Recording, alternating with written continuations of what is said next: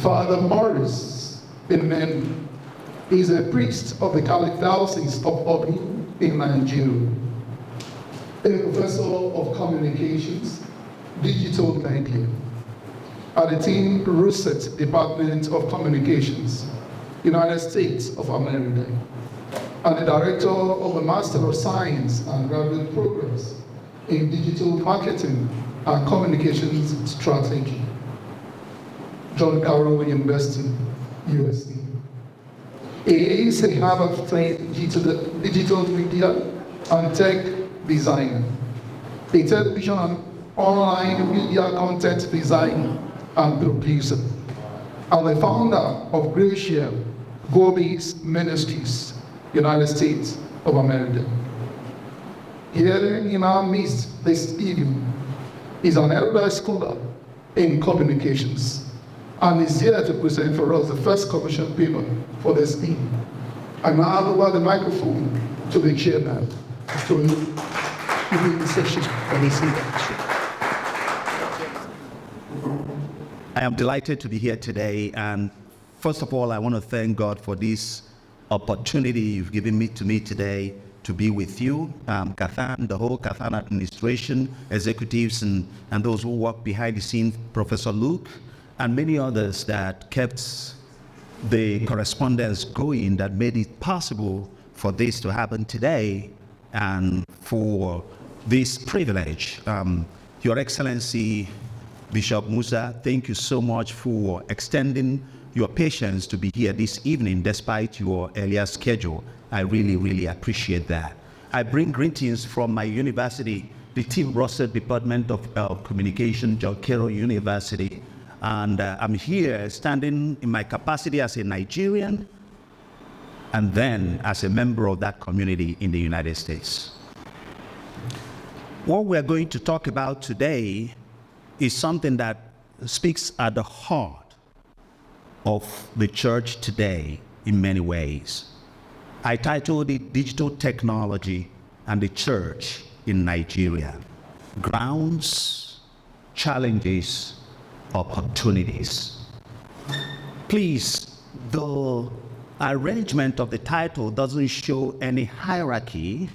It's just for perfunctory functions. That's why I chose digital technology, because of the emphasis that we have this year to talk about it. But I would like to make a claim. There is one common thesis I want us to think about, and it is a simple thesis that transitioning from true dependency to innovation is the surest way to advance our place and relevance as a church in the digital ecosystem. That's my claim. The rest of the presentation will be, in one way or another, fleshing out this claim. And I understand I have at least 1 hour to talk, and I appreciate that. We'll do our best to keep to that 1 hour. We are all scholars. And as scholars, we are engaged with understanding. We seek to understand the underlying principles governing human, social, and natural events. Broadly speaking, we often inquire about which questions, approaches, frameworks, paradigms, theories that help us to understand and make sense of the world in which we live. And by so doing, we advance knowledge. We are in the business of discovery, making sense of the world around us and providing maps of meaning in furtherance of progress. Culture is about different maps of meaning, and we are in that business too. This task is particularly relevant in technology. That is, the application of scientific knowledge for practical use, concrete solution to real world problems. That's definition of technology 101. Concrete solutions to real world problems. because we apply knowledge. The task is also the mission of theologians, because theologians are involved in it too. Philosophers, information and technology experts, communication media experts. We are all, especially those who are within the confines of the church, in service of the church. So we are united in this search. Historically, the church has been actively engaged in communication technology. Early documentations of the written word in the West developed and progressed primarily in the context of religious texts. The precursory development of printable types, popularized by Johannes Gutenberg, that we are quite familiar with, became a popular thing when it invested in the printing of the Bible and scriptural texts. The nascent innovation at the time gained prominence when biblical texts and papal documents served as pioneering media for dialogues across oceans and cultures. The Vatican printing press, as we know, was established way back in 1587, and the Vatican Radio, 1931. Subsequent papal messages give credence to this historical fact that the church from the get-go took communication and media technology seriously. And that's a fact.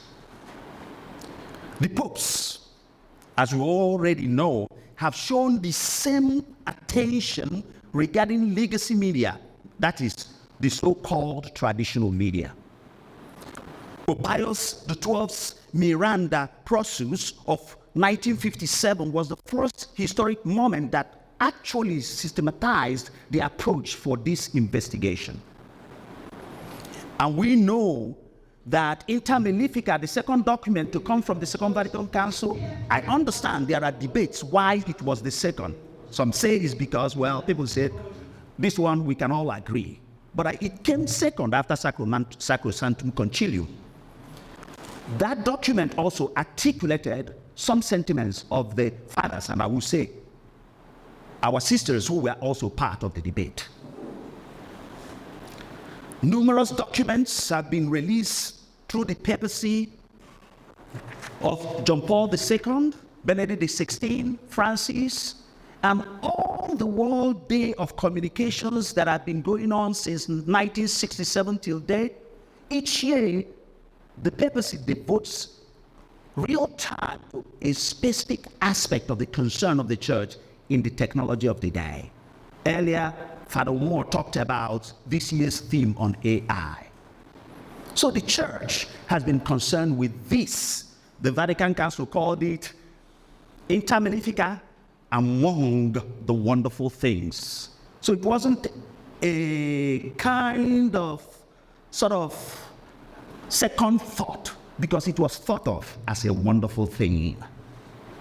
Bishops' conferences, we can think of Catholic Bishops' Conference of the US, of America, of Nigeria, of West Africa, of the world, evangelical movement, bishops and Pentecostal groups, everybody in the Christian tradition, and I speak broadly of the Christian tradition, they are invested in this too. You'll get a copy of this speech, so you see all the references for some of these citations. The relevance of this subject matter in the life of the church among practitioners and scholars is undeniably significant.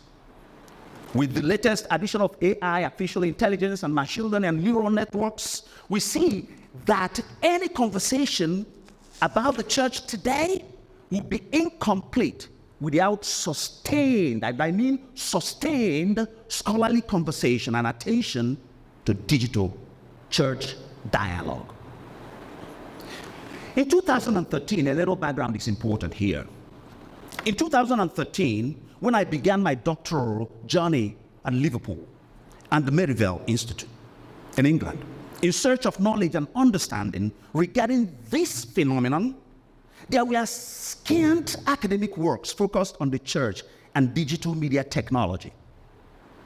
Earlier in 2010, when I went to John Carroll University, where I teach now, to do my graduate program, I was focused on social media. That's what I did. But at that time, digital was not a thing. The buzzword was new media, emerging technology.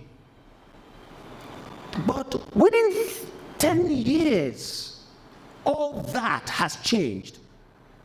The current concept has become so digitized that it's become our language, digital technology. Earlier scholarship in the field had explored the church's relationship with media in general, but specific focus and attention to new media or the digital age was still emerging at the time. Fast forward now, talk of technology, Google Scholar, go to Harvard Hollis database that has thousands of databases that I have access to. Go to Ohio Link. Go to Web of Science database. These are top-notch databases. You see that 30 years ago, scant documentation. Today, more than 200,000 topics interested in this matter. Capterra is a software management company that tries to pay attention to what is happening in churches.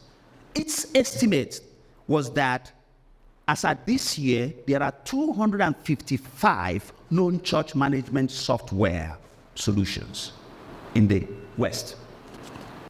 2 years ago, there were only less than 200. And yet, scholarship that focuses on actually looking at technology from a purely scholarship perspective and innovation within the church is still scanty. PushPay 2023 State of Technology report highlights a significant trend towards hybrid church models globally.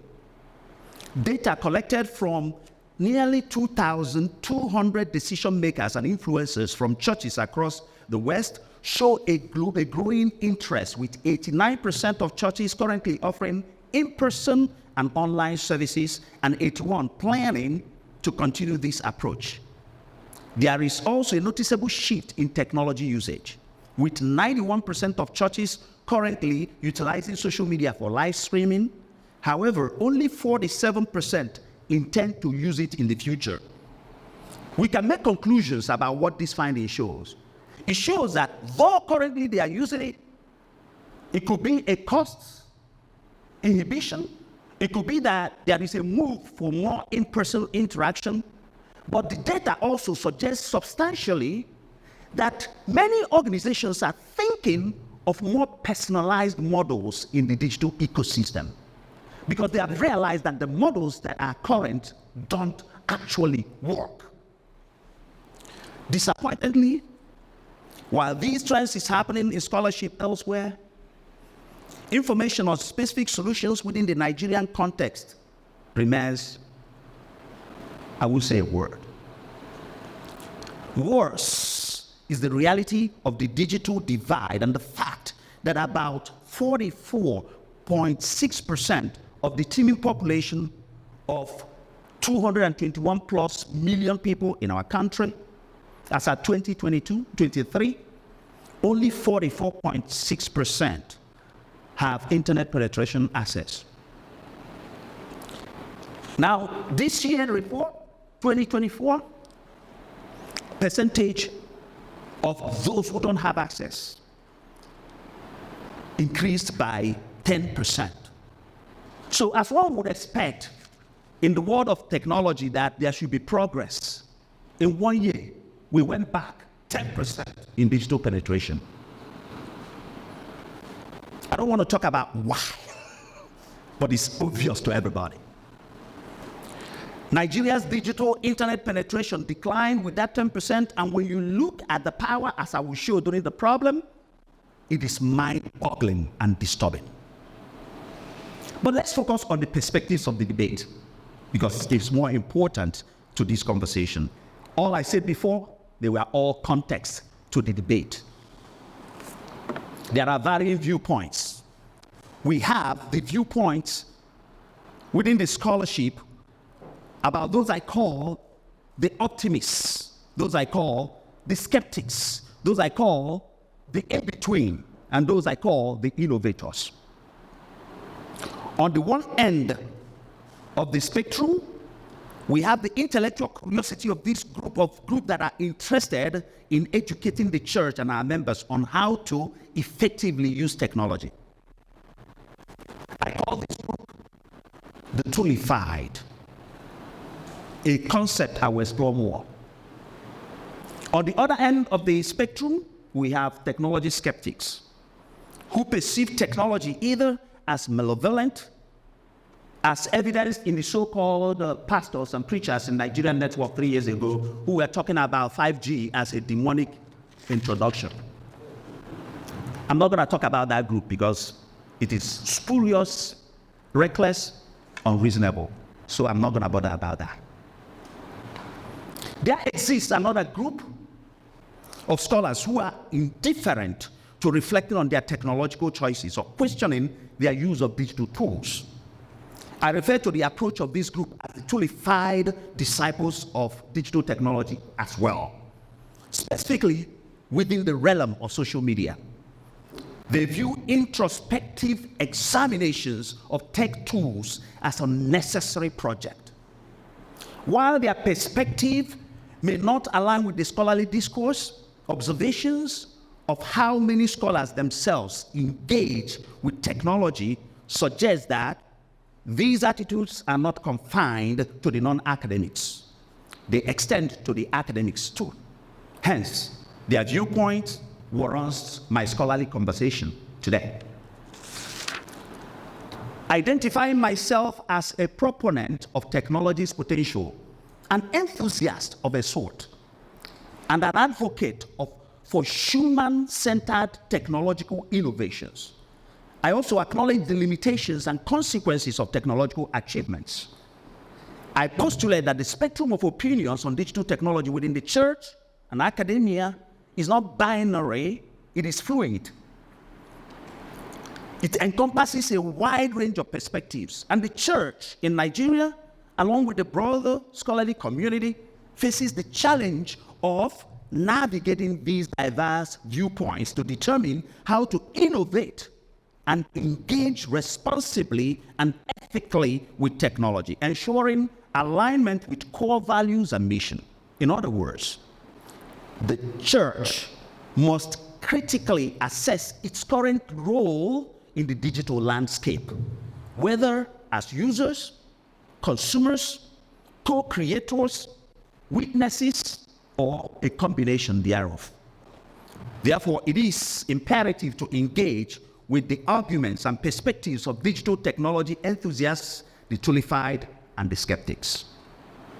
Recognizing the potentials and the benefits of technology while addressing ethical concerns and contextual implications is essential for the church's mission and way of being. Ultimately, the church in Nigeria and the scholarly community at her service must carefully balance technological advancement with ethical considerations, utilizing technology as a means for human flourishing. This approach necessitates a reimagining of technology as an integral part of our ecclesial community and identity, rather than as an external force with paradigm-shifting cautionary tale. An approach of this kind requires a way of thinking about technology, namely as a gift from within us as a people, a community, not as an outside disruptive introduction to our ways of being and life. Technology is the fruit of our sustained thinking, ideas, reflections, and stewardship. I call for a rediscovery of the spirit of earlier years of the church. It is the church that innovated universities, created formal hospitals and healthcare systems, developed musical notations, and significantly influenced the development of Western legal systems. I speak of the same church that pioneered many scientific discoveries, including the contribution of Gregory Mendel, the Augustinian monk, who is considered today the father of modern genetics for his work on pea plants. So what would be the path to navigate this conversation? What would be the way to proceed? I frame it as a question, and I will repeat this question several times. Repetition is part of communication for emphasis. In what ways should we think about church within technology and about technology within the church? And the second question, in what ways should we think church within technology and technology within the church? Two different questions, subtle. We'll come back to that. So advancing this conversation, therefore, I acknowledge that the topic is broad, it's complex, but these questions will help us navigate. Over the years, I have engaged in numerous conversations with faith leaders about this question in the West and in Africa. Most of the individuals I have spoken to share a concern about the question of effective use and ethical use. That's what everybody's talking about. During the 5 years of my doctoral research, I approached the issue with a similar frame of mind. While I initially formulated a solution from a media aesthetics and Balthasarian media aesthetics language, I realized that the solution is not quite sufficient. I've come to realize that there are other ways to look at it. My perspective has over the years deepened. Exposure to digital media technology design at Harvard has heightened this new way of thinking. The question shouldn't merely be about how the church can effectively engage with or utilize technology. That shouldn't be the question. To me, this question lacks the depth necessary to yield robust answers. It barely scratches the surface of the inquiry. It will be counterproductive to question whether the church needs to engage with digital technology at all. Such a question, again, signifies a narrow view of digital media technology. Framing it as either or proposition or us versus them proposition, Google, Meta, X versus the church, or AI chatbots versus faith, and all the other binary ways of thinking that have dominated the conceptual grounds of current research on this subject doesn't help. Unfortunately, I have encountered this as the mainstay of our conversation. A possibility of new innovation is implied if we think differently about this.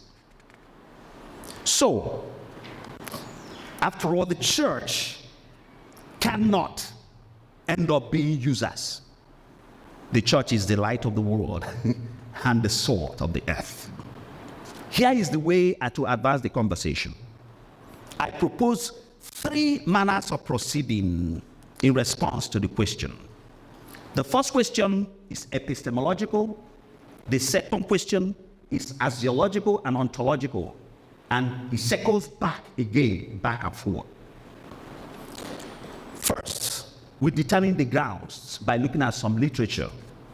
Second, we look at the challenges, and then a new way of thinking about the way to move forward. So it's beyond the how to the what and the why.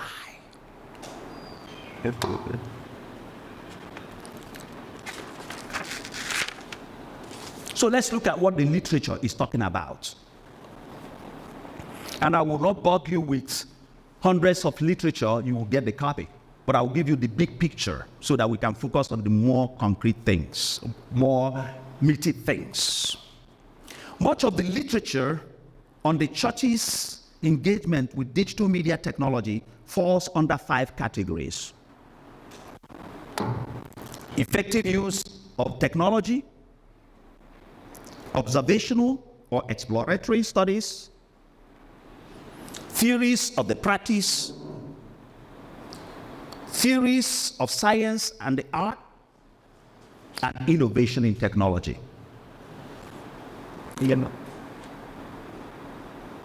Each of these categories has its own way of thinking that has implications in a scholarly debate of this kind. So let's look at research on the effective use of digital technology. A group of research is dedicated to exploring methodologies for effectively utilizing digital media technology within ecclesial concerns and contexts. Their works aim to advance the mission of the church by investigating various tactics and approaches. Research of this kind comprises a series of studies, discourses designed for basic digital literacy among ecclesiastical communities. They also propose practical strategies for the use of digital tools for religious activities. This group of research contents belong to my category of the toolified because the problems they seek to solve are framed around understanding how to use relevant technologies for religious activities. They learn the tools. They are constantly looking to learn newer, emerging tools. This group of researchers are in a constant practice loop. Today, it is Facebook, Meta. Next, it is YouTube. Next, it is Vimeo. Oh, before that, it was MySpace. Next, it is LinkedIn, and then X, and Instagram, and Twitch, and WeChat, Douyin, TikTok, BeReal, WhatsApp, Telegram, Discord, and more to come. As new forms of social technology emerge, they go on with that cycle repeatedly. The psychology of toolified users, as will be discussed more in detail, is that they must catch up with the latest tech.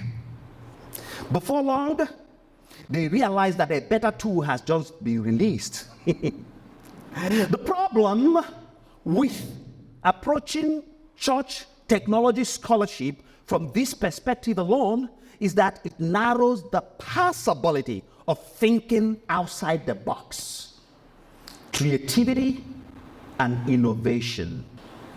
It sets the agenda for thinking about how to use than thinking about what and the why to serve our needs.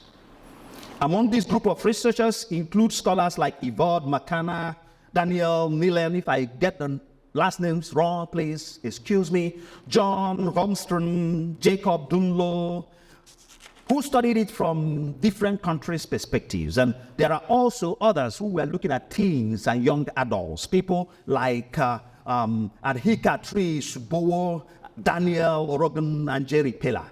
You can read up the details of their research.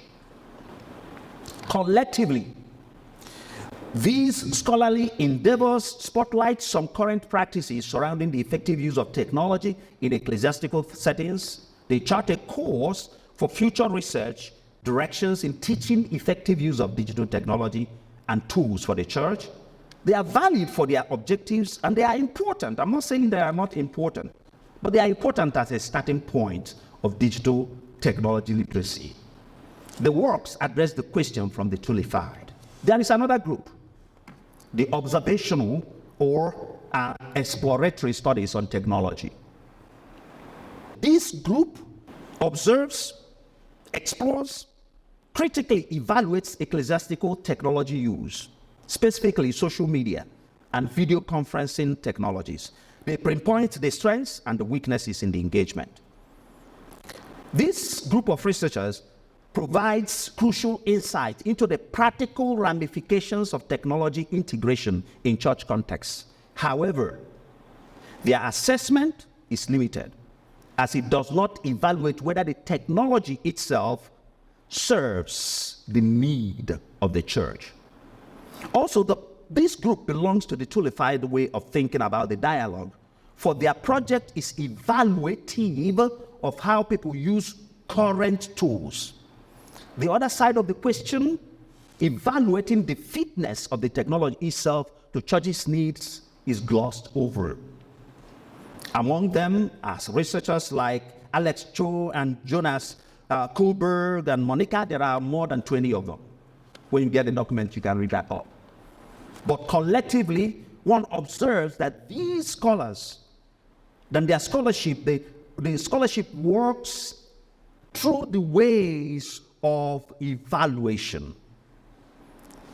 Their focus is not on how the church could integrate itself into innovative movements that cater to its digital technological trends and needs, nor do they assess which technology affordances should be developed to meet the specific needs of the church. There is yet another group, the third group. The third group, research about theories of the practice. Unlike previously reviewed scholarship focused on effective use or evaluative aspect of the use, this group looks into the theoretical foundations of the church's engagement with technology. This research aims to uncover the motivations driving the integration of digital technology within religious practices and its impact on the church's mission and identity, with the goal of promoting better practices. There is also the aim of formulating theories of practice that will be theological, philosophical, and ethical to justify the use of current digital technologies. While previous scholars focus on developing strategies, tactics, and skills for using digital tools, this subset of researchers emphasizes understanding the rationale behind the use. They provide a systematic and theoretical justification. However, since their inquiry is still current tech tool dependent, their way of thinking is current tech tool dependent as well. They are in some ways toolified. Among them include scholars and professors like Heidi Campbell, De Lasmourt, and many others you can read up. But there are yet another group, theories of the science and the art. Unlike the previously reviewed literature, this segment of research offers theoretical, theological, philosophical debates about the church digital tech dialogue. I like this group a lot. The focus of this group is arriving at conceptual and theoretical analysis or debates about how to think theology in the digital world. Since digital technology is still at its early stage, a theological reflection on the subject is still evolving, as you all agree. However, the review of scholarship shows at least 8 ways we might group the overarching research areas of emphasis with quite a few overlaps. We have the biblical theology dimension of it. You can see the list.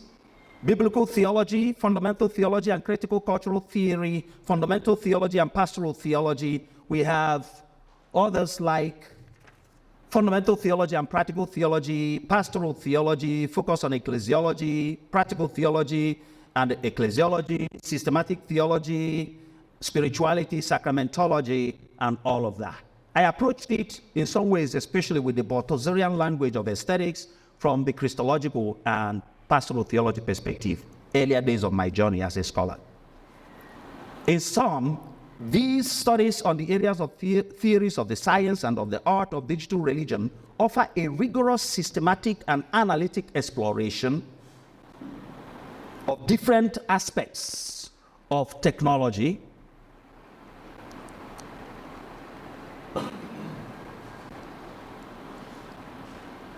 and opportunities presented by the digital transformation of religious practices and what those mean for theology today.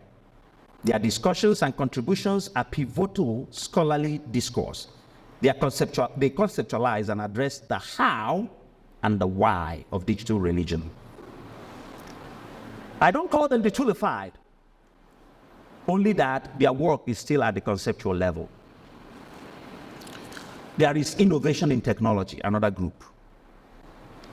In the domain of technology and religion, a distinct niche focuses on innovation, specifically how the church can transition from merely utilizing tools to actively creating and innovating digital technologies that cater to her needs, her unique needs.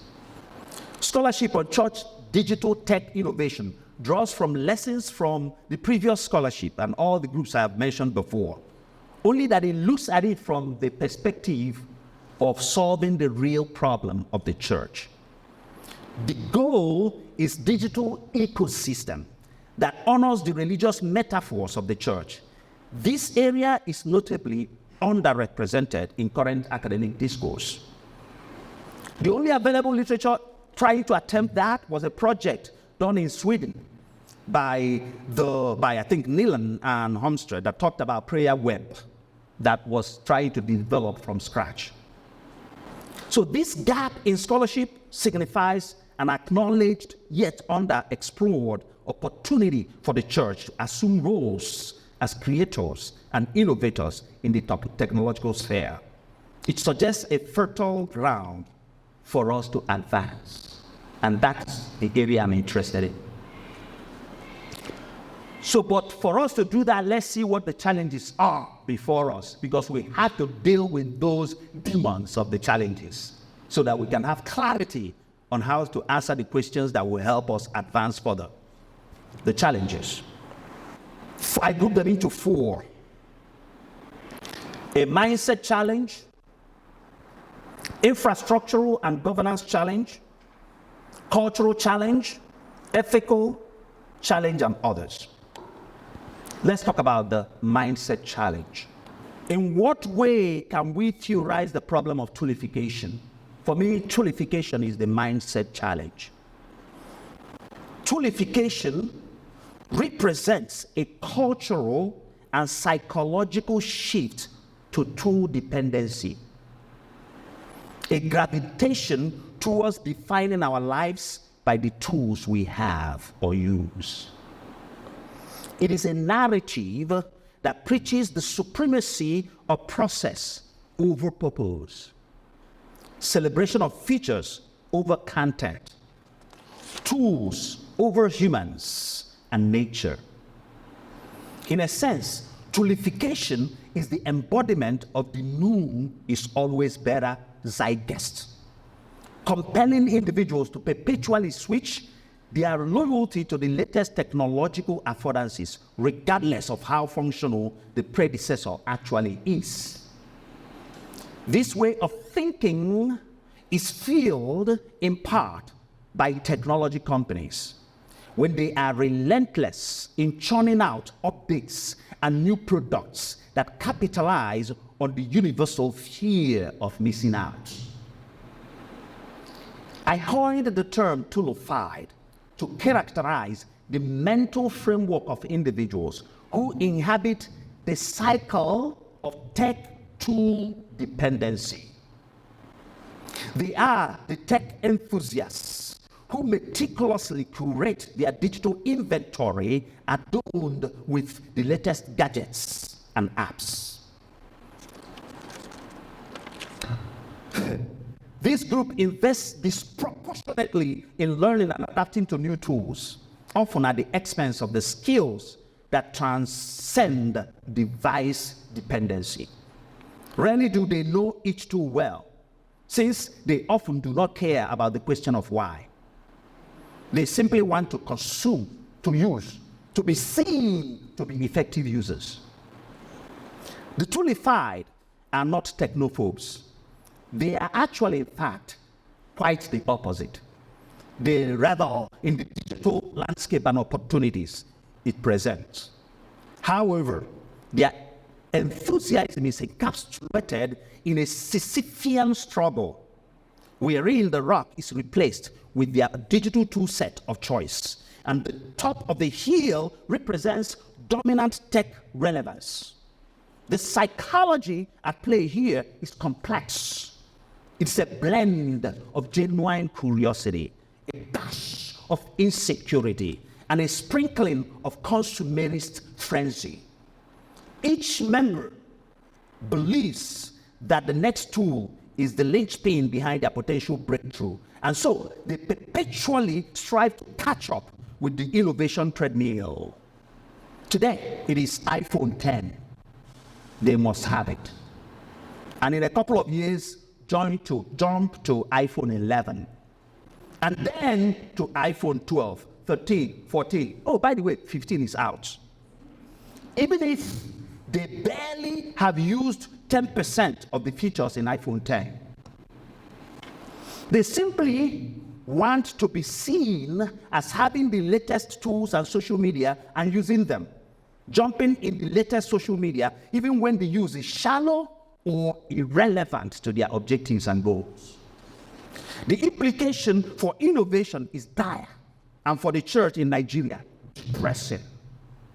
When entire segments of the population are preoccupied with mastering the tools, their capacity for abstraction and original creative thinking diminishes.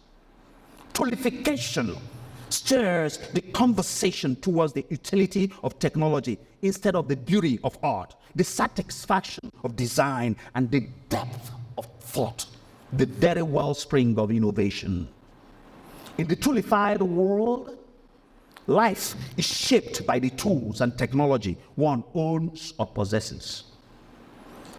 Religious experience is considered advancing if digital tool users maximize tech usage, even when it alters their supernatural encounters or undermines their core values. There is a philosophy to this. The philosophical and theological underpinning of toolification. At its core, toolification can be interpreted as an existential phenomenon. It draws parallels to theological and philosophical discourse on being, existence, identity, and purpose. The proverbial question, does the tool make the person, in this context is rephrased to mean, does the tool define the creation, or is it merely a conduit? Toolification addresses the core innate desire to belong, and it is a response to the assumptions of social identity.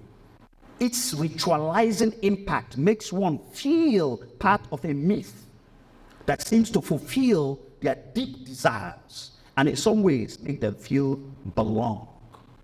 But do they? Corporations have succeeded in positioning their tools as essential extensions of individuality, akin to modern prosthetic that virtually expresses an identity. The philosophical question is whether this toolifying adoption diminishes our ability to partake in the human narrative of creation and fulfillment untouched by digital intermediaries. Theologically, toolification challenges the concept of creation ex nihilo. By emphasizing the necessity of specific tools, it relegates the creator to a secondary role, casting a shadow over the potential boundlessness of human capability and innovation and co-creation. Whereas to innovate is to be a co-creator, toolification is to be a settled consumer. I will repeat it. Whereas to innovate is to be a co-creator, toolification is to be a settled consumer. Such opens the door to the shaping of spiritual lives by loyalty to what Craig Dightweller describes as I-God. How can we mitigate the impact of toolification? The first step towards mitigating the impact of toolification is digital church innovation is by acknowledging that it exists in our psyche. The preference for utility-driven technological adaptation must be challenged. Society and the church must disengage from the persuasive fear of missing out and focus on amplifying the voices of creative human faculties. Reform is incumbent on a collective introspection on the nature of our technological pursuits and the richness of our cradle traditions. It involves reframing discussions from how can we use this tool to what do we want to achieve. It must be about answering questions such as this: Does this technology serve our needs? Can we develop or collaborate with experts to develop technology that serves our needs as a church? What have we observed and learned from our digital interactions, and how can we make them help us innovate? The top-down solutions or models of design in this matter needs revisited also. It must emerge from ground up, where the observed human needs find the innovative solution to tackle them. Mitigating toolification extends to education and to how we must educate the future generation. Educational systems need to pivot, teaching students not just the utilization of existing tools, but also nurturing the ability for critical thinking and to create novel solutions, technology born not from a desire to keep up, but from a genuine necessity or intellectual pursuit to solve human problems and make the world a better place. In case of the church, visualize a technology that is designed from ground up with the rituals and metaphors and experiences of ecclesial communities. Imagine how rich and beautiful such would be. It is my firm conviction that the toolification of our digital age is not an irreversible fate. Rather, it is a tide that can be turned with a concerted effort towards redefining our relationship with technology. It is a necessary relationship in a technology world. Innovation thrives on the soil of diverse thinking, free from the shackles of technological nihilistic determinism. One-size-fits-all relationship with technology has been found to be quite limited, and there are tons of scientific research on that. And experts in technology agree one size doesn't fit all. I don't know why the church thinks one size fits all. Therefore, it is the burden of thought leaders, educators, and creators to introduce dynamism into the narrative, championing the sanctity of vision and content over the tools that manifest them. This is not a call on the Nigerian church leaders of thought to progress in the direction of technological tools abstinence. That's not what I'm calling for. Or digital skepticism. I'm not calling for that either. Instead, it is a plea for a balanced approach, wherein tools are means, not ends. And as means, tools must be evaluated not simply by how to use them, but their what and why. Only when we refocus attention from toolification to creative innovation would we be making progress in championing a digital church. This change of mindset, in my opinion, is fundamental, and that's why I addressed it first. Then we can talk about the usual problems. What are the usual problems? You know them. We know the usual problems: infrastructural, governance, cultural, ethical, other problems. I can skim through them. We know them already. Infrastructural, the Nigerian case. Nigeria represents a fascinating yet complex case study. Amidst the rich West African nation's culture and fervent entrepreneurial spirit lie a series of barriers, from the stark digital divide in internet connectivity to the nuanced challenges of cybersecurity and attitudinal change problem. Addressing these impediments is not just a matter of technological innovation as proposed, but a clarion call for recalibrating. We have to recalibrate the very foundation upon which Nigeria's digital future is built. It requires governance, policy interventions, and church leaders' prophetic voice. The infrastructural challenges to digital advancement in Nigeria are deeply rooted in socio-economic disparities that span across urban and rural landscapes. Research findings paint a stark picture of the country's digital divide, highlighting the direct correlation between poverty, infrastructure, and digital access. There are data to support that on my paper. The disparity goes beyond mere access to digital tools. It extends to the competency and capability and capacity to leverage these and future innovation tools effectively in advancing economic activities, education, and in the case of the church, ministry. High-speed internet services are often taken for granted in developed nations. Our neighboring countries like Ghana, they enjoy some measure of high-speed internet as well. In Nigeria, it is like the classic case of NEPA, blackout. Initiatives attempting to unravel the vast potential of Nigeria's digital landscape bogged down under the weight of poor internet infrastructure. I speak so much about internet infrastructure because if we don't get it right, it will be difficult to innovate locally. Nigeria's internet speeds have shown some improvement, but remain among the slower globally.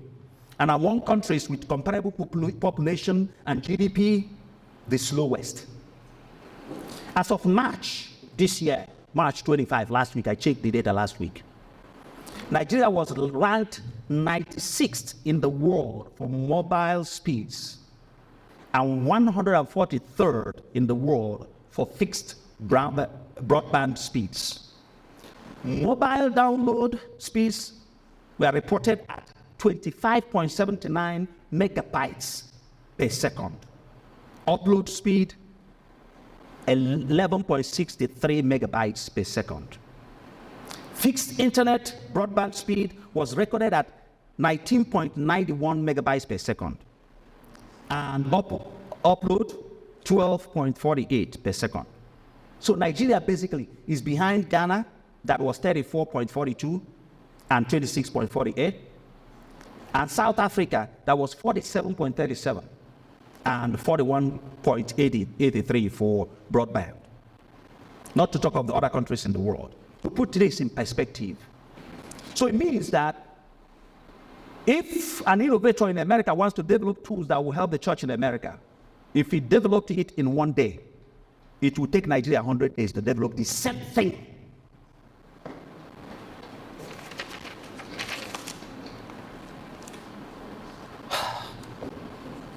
The cost of poor connectivity is not merely financial. It is a toll on the pace of development projects.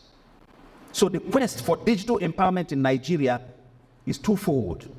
Not only must the digital foundation be strengthened through infrastructural development, but also a concerted effort is needed to foster digital literacy among the populace and let the digital literacy not be toolifying our children. Let's make our children think because they are wise, they can help us. Let us not box their way of thinking because we want them to be social media influencers. And some measure of literacy regarding decency in matters of media exposure are needed for our parents and the younger generation. They need to know the impact of exposure, impact of violence and gory tales and blood on children. Consider a culture where a family or family nanny or so-called maid puts on the Big Brother Africa and Telemundo shows when children are watching along for hours. Do we have ratings that are functional in our movie context?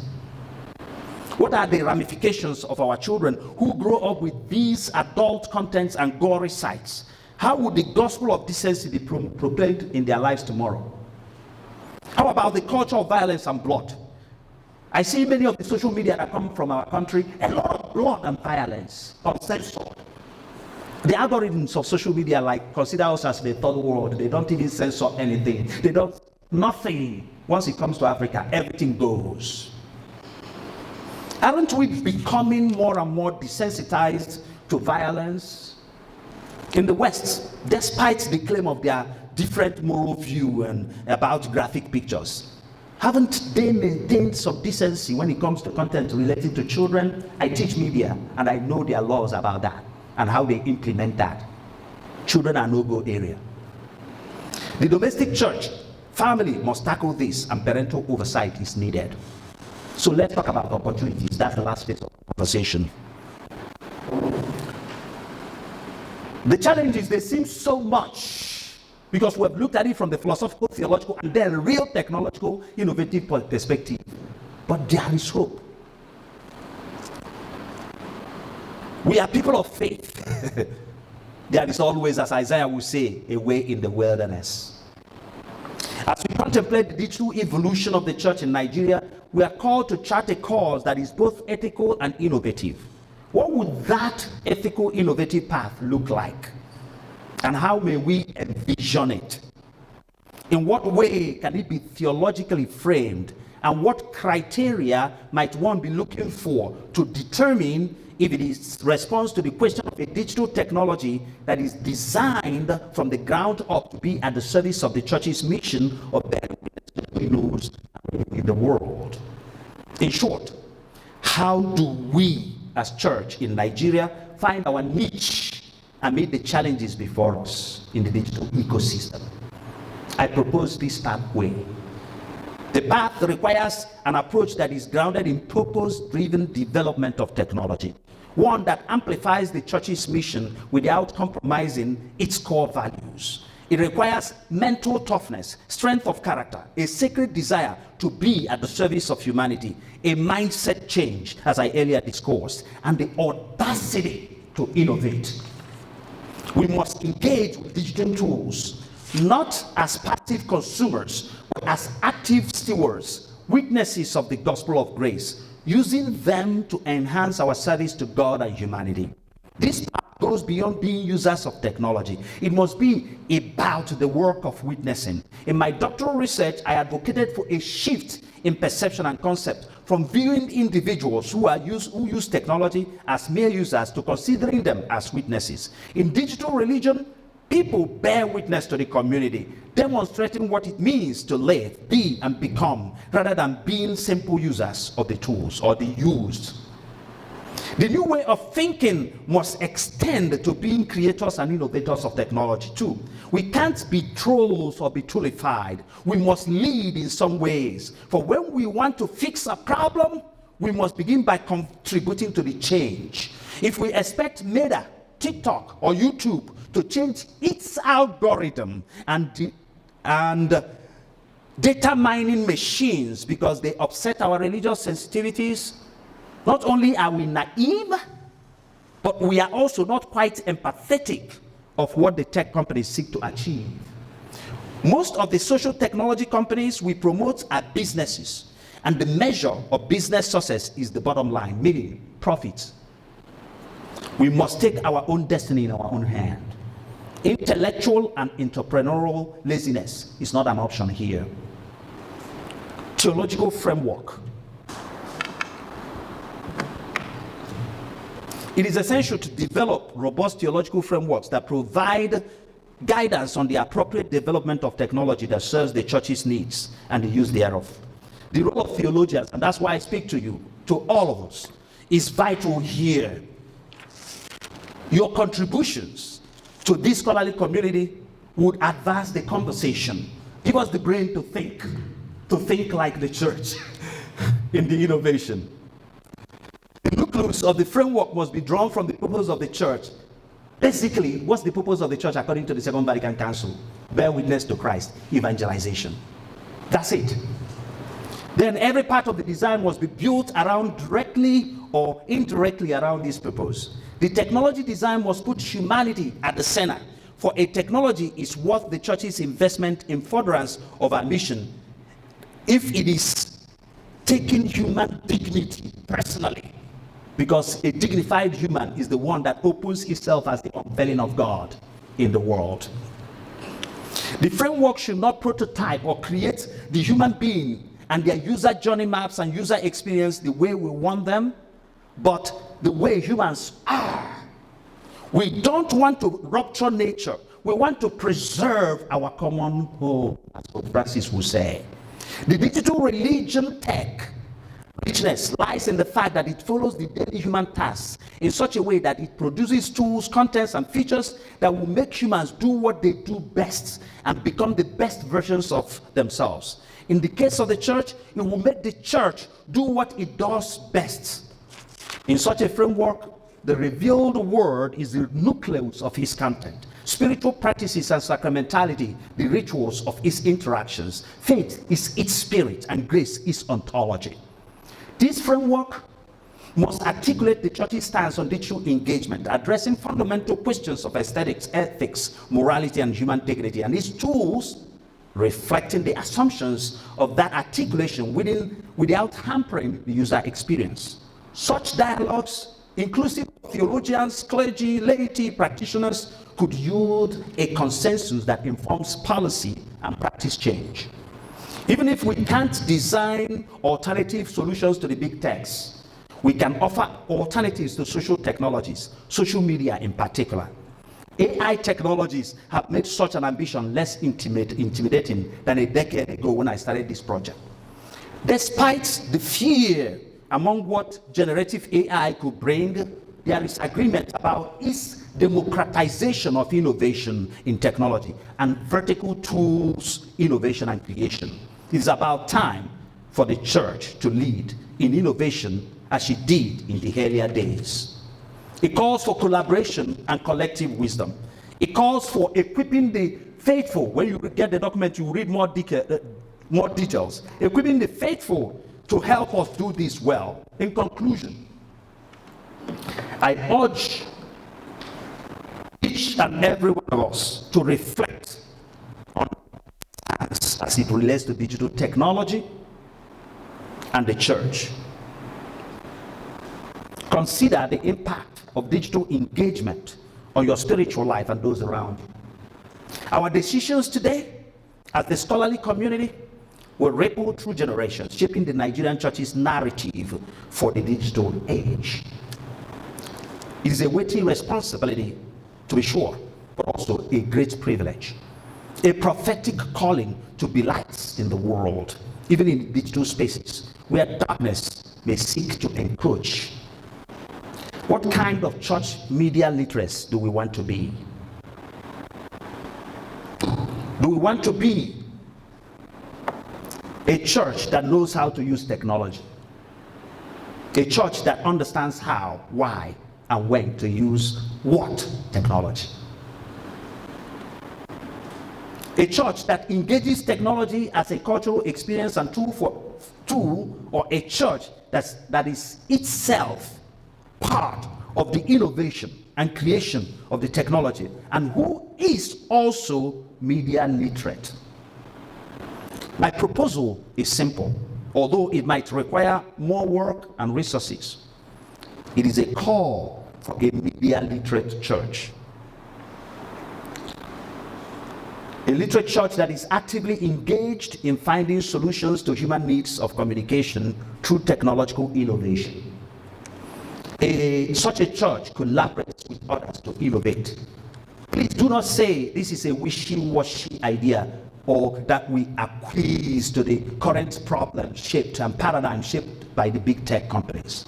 Think. What if we had a technology that is designed from ground up in response to the specific needs of the church and our members, supportive of our ritual experiences? What if we had a technology that does not exploit the sensitive, deeper emotions of members, since we know that religion has a way of touching the deepest of people's souls and heart? Data harvesting and data mining would be a terrible precedent to such a technology.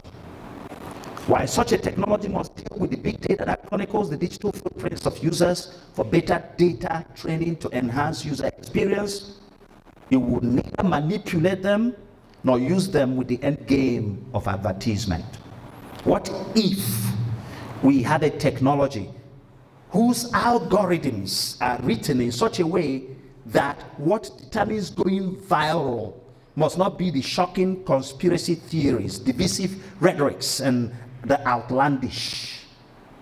What if we had a technology that could identify the needs of users, that help them become whole and amplify attention to those needs? Can't we imagine technologies that, rather than seek the goal of grabbing and retaining users' attention to the point of cyber addiction, instead provide users with healthier options that can take their experiences in and offline with the sacredness deserving of them as witnesses, promoting healthier socialization? As I said in my introduction, I'm a digital technology enthusiast, but not in the sense of a social media evangelist and activist who persuades people to jump into any social media or social technology innovation that comes in the market. I don't believe in that. I do not intend nor believe that a toolified approach is the best way to respond in the age of emerging technologies. Instead, think about digital technology as an invitation to be part of a co-creative process in which we create the world that serves our needs, not to respond to the world that is created to ignore our needs in search of its own ultimate goal, money. Therefore, my task today is not merely to suggest how we can become literate in the use of digital tools for the church's mission, though I have proposed a framework in that direction. Instead, my most important contribution today is to advance a new way of thinking that incorporates stakeholders' concerns for building and innovation. If church digital technology educators focus on the practicalities of use, who will drive innovation and development? This is why I advocate for a broader perspective that moves from the toolified mindset to innovative framework. My proposed solution to overcome toolification and advance innovation is not the possible best, but it is a reasonable start. I look forward to vigorous and thoughtful discussions that extrapolate on these points and critique and your feedback too. I'm open for further conversations. But I want to tell you, some of the thinking process that I put here, I'm already implementing. And that's my ultimate goal. Thank you for this opportunity. I really appreciate it.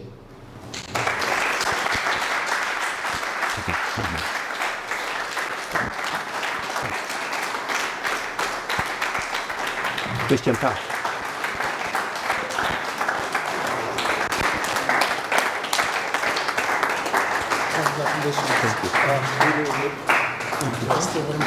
Question time. When a seasoned scholar who knows his onions, truly specialized in his field or her field, mounts the rostrum,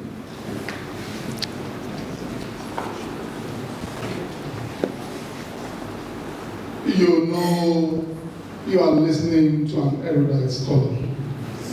Once again, since you are not to be toolified, but to be innovative, creative, in order to open ourselves up as human beings, to show the dignity of what God has made us, and not what the tools will make us. Can we once again put our hands together?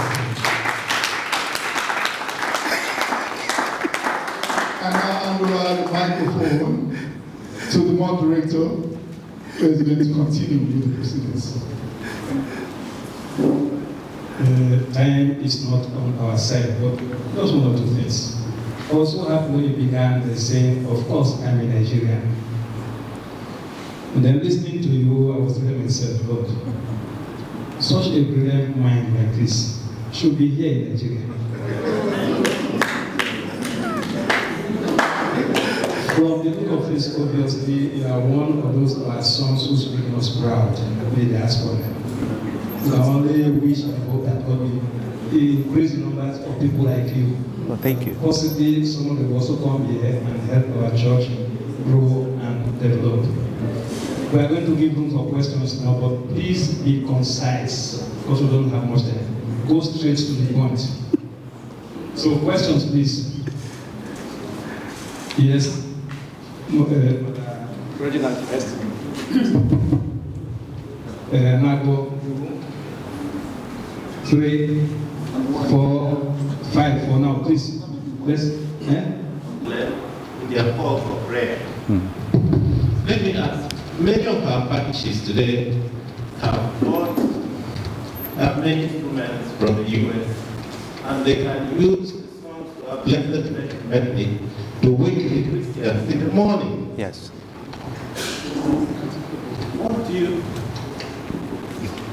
What do you suggest is the best way for the call of prayer that doesn't make us toolified, but we become innovated? Very good.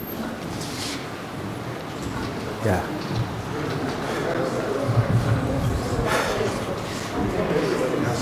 Yeah. Oh, I take all questions before I answer. Yes. I'm not that smart. Unless you write it down.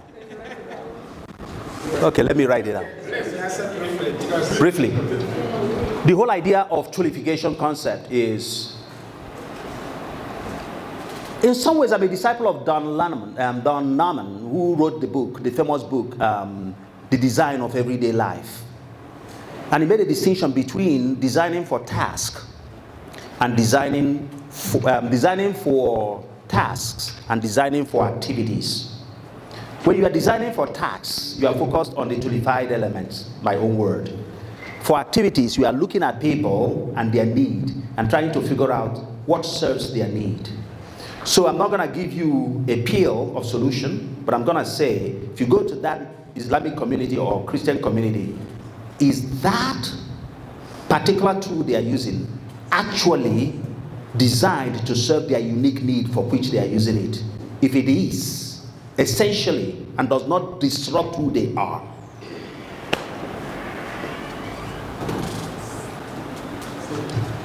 I hope I understand your question.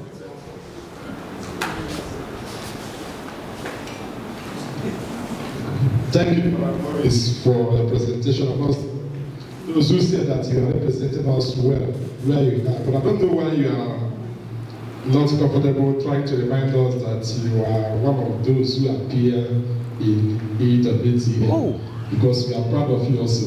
Oh, I'm not comfortable about But that. yeah, my question more is, why, in as much as you have mentioned all these challenges, how do you overcome them? Especially I'm having, and my problem is this idea of our epileptic supply of electricity and maybe data consumption or energy too. How do we, can we still catch up with all the trying to reach where you are? Because I'm sure you are sounding like somebody who is in another world than what we are in Nigeria. Thank you.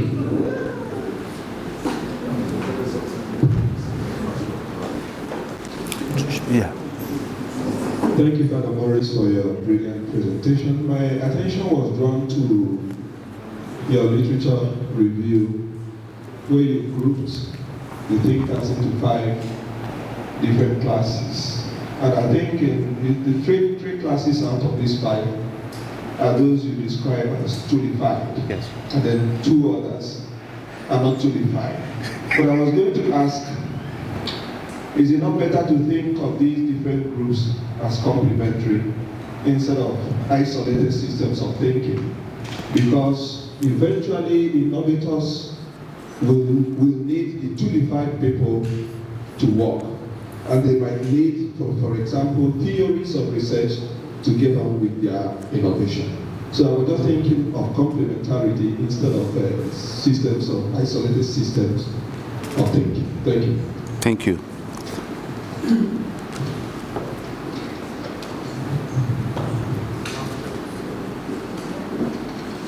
And there is something I've been battling with this morning.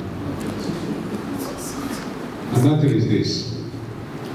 We are taking some time to expose all these media issues as it concerns, let me say, others. I've been thinking of how did our own communication develop, our native ones, because I've been jumping it. We have been jumping our own development in the communication sector, whether it is upgraded or low, or whatever it is, but we started from there. So my question is, in this context of trullification and so on, in a culture that has high premium on classism, how do we tackle this kind of situation? Because it's a kind of classism that makes someone to leave the Nokia touch he's using to go and look for iPhone, even if he doesn't have the money for the next meal. How do we tackle such situation? And it is important we go to it. Otherwise, we mention theories of other people that don't actually touch us. We begin from our own. Is it impossible to develop our own, even if it was a town crier? At least it was something that brought us to this level. that we are pursuing now. But let us pay attention to how that town crier and whatever helped us in our own communication. And since it is not an in-depth something, one begins to make a jump, because there is no smooth movement, then one begins to jump from the one he's having to another one he's expecting to have in the next 10 years. So, attention to that may also help us. Yes, thank you. Yes, may I appeal again, please, could you be concise from one of us? Could you be concise, please? May I suggest I respond to these three and then, excuse me, may I respond to these three and then So the last three people can come off, yes. Yes, sister. So the first question is from Father Emma. The first question from Father Emma was about, I think it's better. Yes, about the question, can we reach, bridge the digital divide? Basically, that's what we are asking. How can we bridge it given the humongous challenges that we have? That's why I say that part of it is government policy, part of it is governance. And so that's why I talked about the prophetic role of the church. But the church's prophetic role should be very precise. That's what I believe. With a lot of data and internal politicking to influence government to do the right thing, and convincing government why, for example, a better internet can easily generate billions of dollars for the country, so they see the money in it.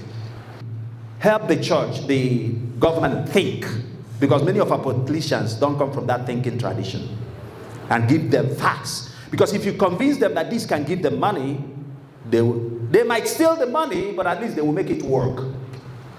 That will be a way.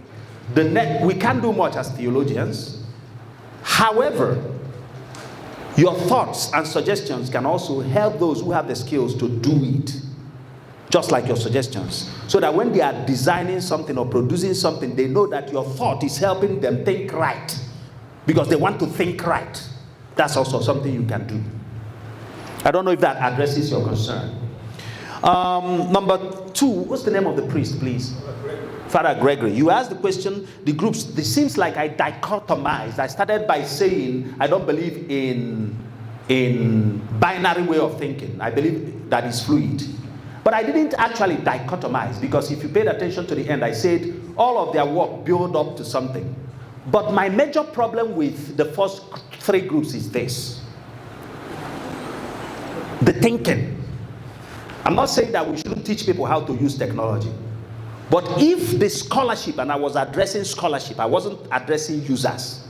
That's why I didn't address the issue of 5G, because it doesn't belong to the scholarship, the 5G prophecy. So I was talking to scholars who are in the business of thinking. So that if our reflection of the thinking of the tool is based on the tool, then we are not thinking right. That's my position. So the thinking is what I was addressing. I'm not saying that I know how to use these tools well. And it's because I know how to use them well that I know they don't work. Now the third question is, you had three questions, actually, in that one question.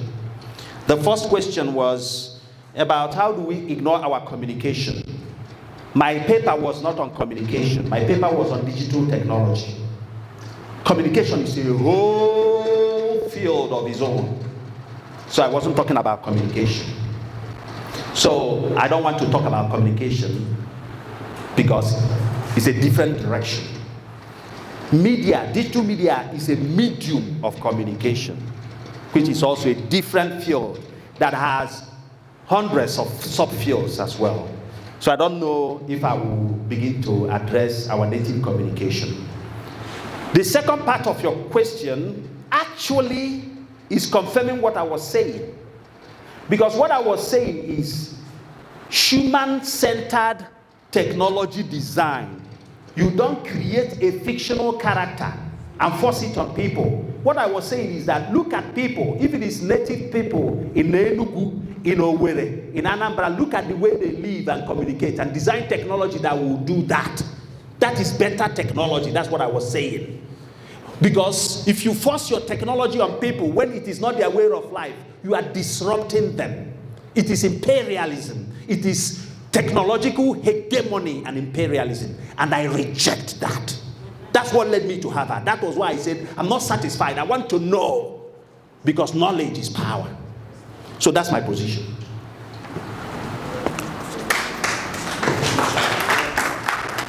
Before we give to the two men remaining, we have to give to our lady, who is also from the Voice of Nigeria, to ask her question, so that we will make it feminine compliant too.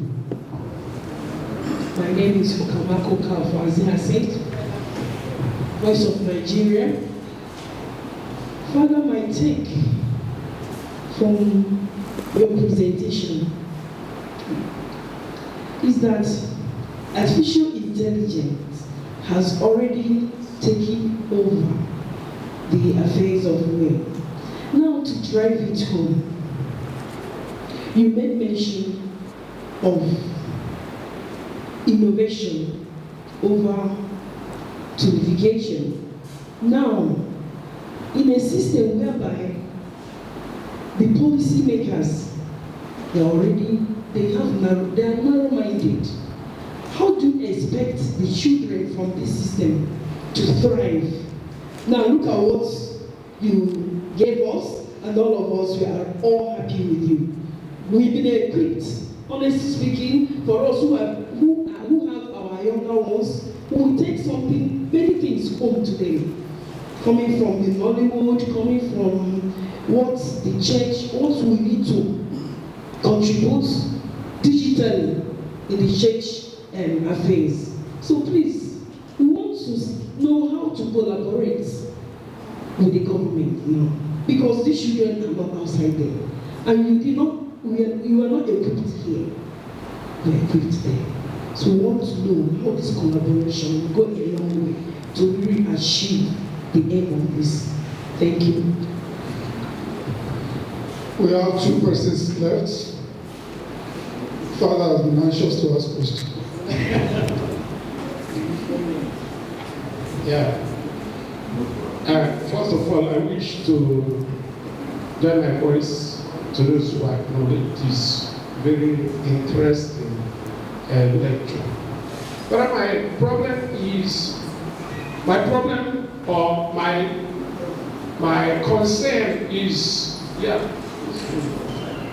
concern is, and that's the question.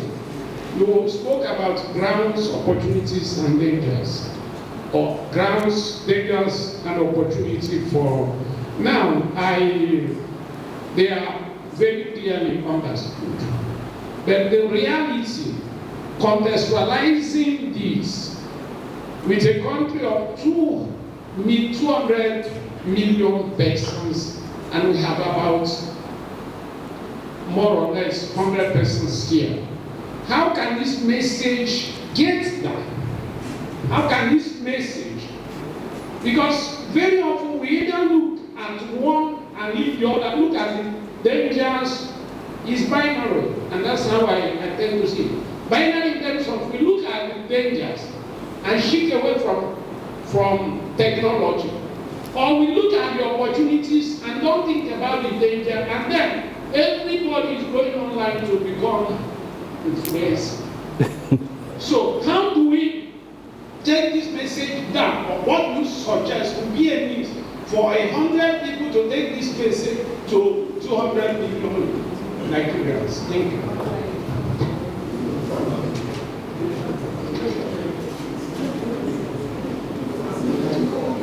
No, Prof, please round up. Father, I think ordinarily you deserve an award for your presentation. Thank you. You really deserve an award. You make us proud. So I'll give you a set of my books. Thank you. As an award for what you have done. Thank you. Appreciate it. Last month I was in Ghana for a meeting for the West Africa Interreligious Council in Ghana. And when I came back, my colleague there sent me this message. Good evening, Father. We are having internet challenges in Ghana, hence I have not been able to reach out to you. You know, when you were making that comparison. Technical glitch. Technical glitch. No, this one has happened for a long time. That's why they are saying this. You see, sometimes when we are making comparison, we have, it's not you. I understand. We have sort of, it's like we are losing hope in our country. Honestly, we are losing. And this government, this present government, their slogan is renewed hope. But I think too that when you were, even when you said trying to set up Zoom for an hour, I think that it depends on the instruments you are using and where you are. In my office, I don't have a problem with internet. If I want to set in less than 5 minutes, I'm done with it. So I don't know how to come about the data conclusion that the internet in Ghana is better than that of Nigeria. Thank you. You know. So, thank you. Thank you. Mm-hmm. So I want to listen to all the questions. Yes, I have the questions. Yes, I will. Maybe I'll tell them. Okay, thank you. I think the last question is the simplest one, and I will address it first, and then I go back to the first, because it's very direct. I wanted to quote the exact data repository so you can look it up yourself.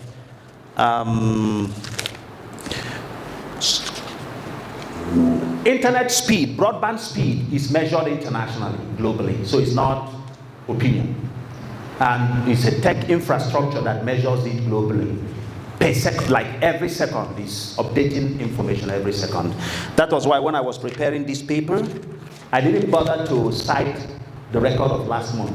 I cited the record of 5 days ago because it's updated every second. But over the years, it's been proven that on average, the Nigerian megabytes per second means on average, this is the speed of the internet in the whole country and the internet penetration rate in the whole country on average compared to country to country to country. So Nigeria, as at 5 days ago, was 10 to 20 megabytes below Ghana, is a fact. And US, Nigeria is 80 to 90 below US in speed, is a fact. So it's not an opinion. So, and I didn't cherry pick. Why did I select Ghana instead of Cameroon? Why did I select Ghana and South Africa to compare Nigeria? Basic rule in statistics. You don't compare dissimilar population. You compare similar population. In terms of the global South, Ghana and Nigeria and South Africa can be comparable. You can't compare Nigeria with America. It's ridiculous. Do you understand what I mean? That's a skewed data. Compare it with those of the same level of infrastructure.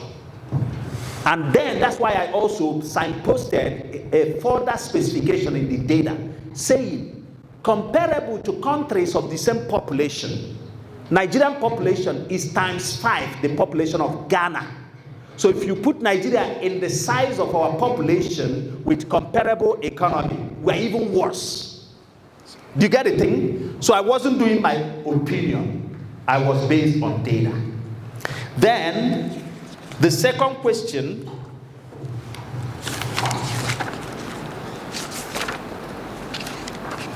oh, where did I put it?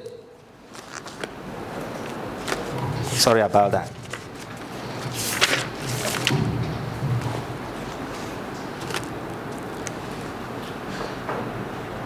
AI has taken over. How do we expect the students to grow? How can this collaboration go a long way, Nigeria and others?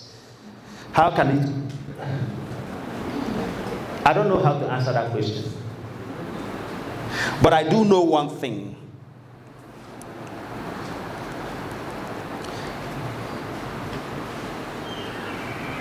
A conversation like this is a way of thinking that if we begin to write about it, talk about it, knowledge can always find a way to make us begin to think. As a teacher, I don't underestimate younger generation. I don't. It takes only one person who gets it, and you don't know what that one person can be. I believe in the process. I don't also believe in quick fixes. It takes only one person. After all, 10 years ago, I wasn't thinking like this. 20 years ago, I wasn't thinking like this. When I was in Nigeria, I was a director of communication. Fadima was talking about EWTN. Yes, I'm proudly an EWTN member. I'm a producer. So I started the journey from radio, newspaper, printing, publishing, TV, correspondence, newscasts, and then web development, web design, technology design, professorship, digital media, storytelling. So I went through the whole process of the spectrum, but as I was going, something was changing. It was somebody who started to talk to me and challenged my thinking, and the person wasn't even a Catholic, wasn't even a believer. And my mind changed.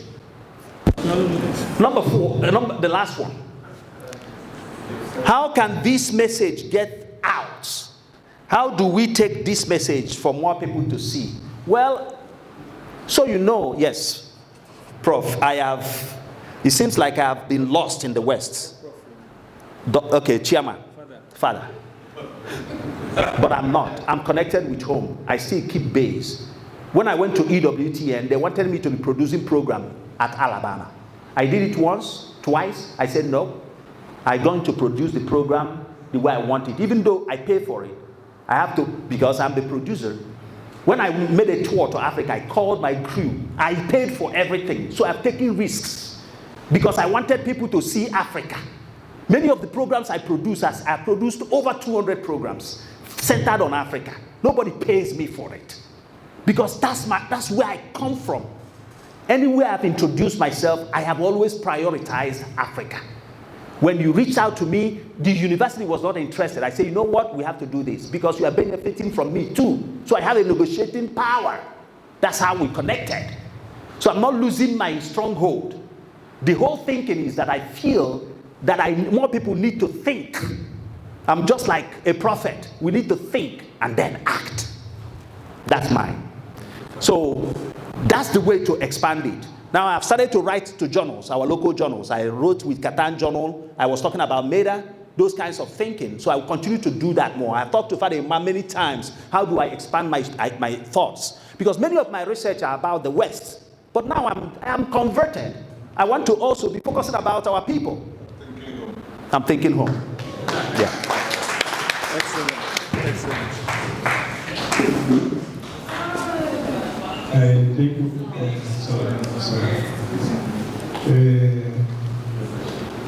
I think we can say we live here satisfied that we'll be given real food for thought. And then, like rightly said, do the little you can. Write an article, write a book, or whatever, little you can. There's no way you're going to cover the whole world, but it's because we keep doing some process. We're not be worried about that. After all that we have heard, brothers and sisters, I think Father deserves another round of applause. We can do better than this.